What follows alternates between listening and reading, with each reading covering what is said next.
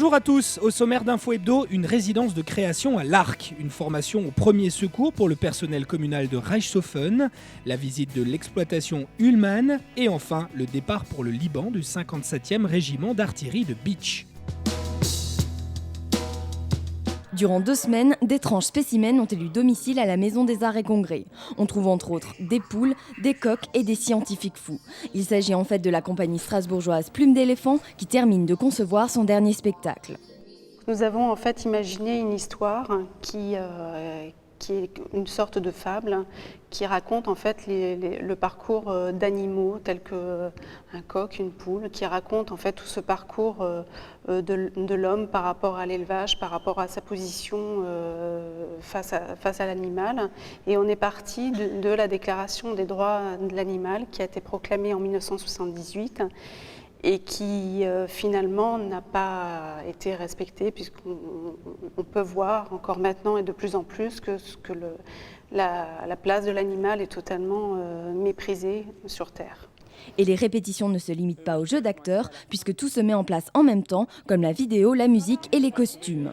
C'est dans le cadre d'une résidence de création qu'ils sont présents à Niederbronn. La résidence de création, c'est une chance de venir travailler dans un théâtre, de pouvoir disposer de tout ce qui compose un théâtre, autant la lumière, le son, de pouvoir faire des essais en réel, parce qu'en répétition, c'est ce qu'on n'arrête pas de faire, des essais, et de les voir en grandeur réelle. Donc c'est cette chance qu'on a en étant en résidence ici pendant 15 jours. Nous, ça nous permet de préciser le synopsis, de travailler encore plus sur le langage, puisque là, vous l'avez vu, le langage il est composé de l'image, du son, puis du jeu sur le plateau, des lumières, donc c'est ce mélange-là qui va faire le spectacle. Donc pouvoir travailler dans un espace en grandeur nature, c'est vraiment une chance pour le spectacle. La grande première du spectacle Animaux-Malise aura bien sûr lieu à Niederbronn les mardis 7 et jeudi 9 novembre. Formation au premier secours pour le personnel communal. Durant 1 jour et demi, des pompiers professionnels venus de Strasbourg leur ont appris les premiers gestes à réaliser. L'initiative a été prise suite au malaise d'un des ouvriers. Nous avons eu un cas très concret et heureusement, un de nos agents était ancien pompier. Il a eu les gestes qui ont vraiment sauvé la personne. Et après, ça coulait de source qu'il fallait faire quelque chose pour les 60 agents. Au programme, information, démonstration et même exercice avec simulation. Cette transmission de savoir est une véritable volonté de la part des pompiers. 3 quarts d'heure que je suis morte. Depuis quelque temps, je m'intéresse beaucoup à la formation, au fait de partager un savoir. Et dans cette optique-là, je me présente en tant que moniteur de secourisme. Et fort de mon expérience, je pense que je peux partager aussi toutes ces capacités d'aider les gens. J'aimerais bien faire partager cette vocation à d'autres. Et ça me permet de donner en fait de bons éléments pour que tout le public puisse intervenir auprès de son voisin, auprès de la famille, pour apporter les premiers gestes de secours. Le métier de sapeur-pompier est une vocation à la base. Le fait de pouvoir aider les gens et d'être au quotidien en rapport avec cette façon d'aider son prochain est quelque chose de très important pour tout sapeur-pompier. C'est de ce fait que j'ai choisi cette profession. Pour la formation, tout simplement le fait de pouvoir transmettre des connaissances et d'aider et d'apporter à d'autres personnes de nouvelles connaissances, tout simplement pour mener à bien par exemple le secourisme comme nous l'avons fait aujourd'hui. Je trouve que c'est une très bonne idée parce que ça nous a apporté plein de choses qui vont nous être utiles autant dans la vie, peut-être surtout dans la vie privée comme professionnelle. Nous avons appris énormément de choses. Alors dorénavant, si vous faites un malaise à la mairie, plus de soucis à avoir. Le mercredi 13 septembre, l'Office de tourisme de Niederbronn organisait une visite de l'exploitation Ullmann. Le rendez-vous était donné au centre de la ville et c'est à pied qu'ils se sont rendus jusqu'à la ferme. Sur place, c'est Thierry Ullmann, leur guide. On a choisi donc le thème de la production laitière, donc, puisque c'est notre métier principal, donc pour faire découvrir aux gens d'où vient le lait, comment il est fabriqué, à base de quoi, avec quoi, comment, et donc tout, on va dire, tout le b.a.-ba de la production laitière. Ils ont donc pu voir les 40 vaches laitières, mais aussi plusieurs veaux. La petite dernière a moins de 24 heures. J'ai le plaisir de vous présenter donc la petite dernière qui n'est pas encore baptisée. Donc, elle a vu le jour dans la nuit du 12 au 13 septembre 2006. Donc sa mère s'appelle Ulrika et le père Primon. Et donc voilà, la dernière arrivée sur l'exploitation agricole. À 17h, c'est parti pour la traite. Cette manipulation est réalisée 2 fois par jour, à 6h15 et à 17h. Après avoir nettoyé minutieusement la mamelle, Thierry met en place cette espèce de pieuvre. Donc en fait, la machine à traire, c'est une combinaison de 2 facteurs.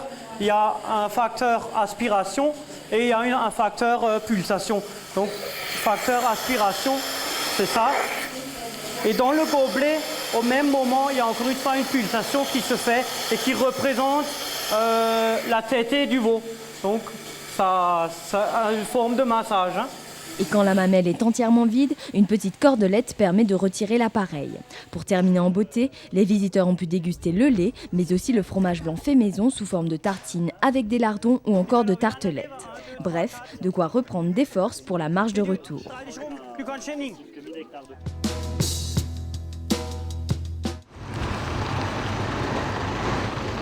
47 militaires, 6 VAB dotés de canons 20 mm et de missiles Mistral, un radar mobile et 60 tonnes de matériel.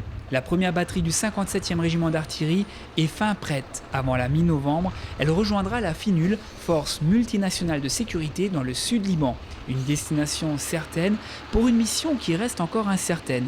Celle-ci devant encore être clairement définie par l'état-major français. Alors la mission du détachement, on ne la connaît pas encore exactement.